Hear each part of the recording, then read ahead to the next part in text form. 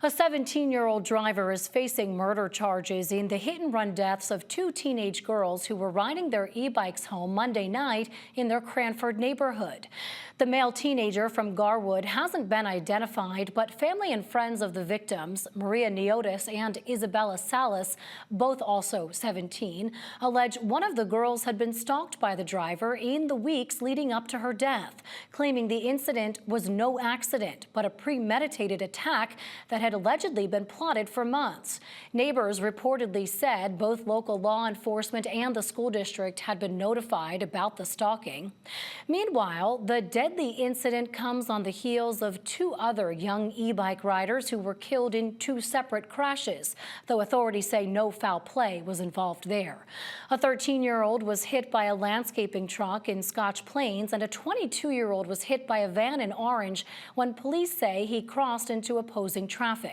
Those incidents are adding to mounting pressure on local and state leaders to address what officials say is a dangerous and fast-growing trend of traffic accidents involving e-bike riders. Senate President Nick Scutari this week held a press conference in Scotch Plains where he renewed calls for lawmakers to support new e-bike safety regulations, given the dramatic increase in their use.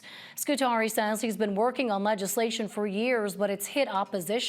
He wants to update licensing, classification, and training requirements, among other things. We're in a new era of e-bike usage. Their popularity is skyrunning. They're more affordable, they're faster, they're more powerful than we've ever seen before. And their risks have increased to those on the roadways, and more particularly those that are using them.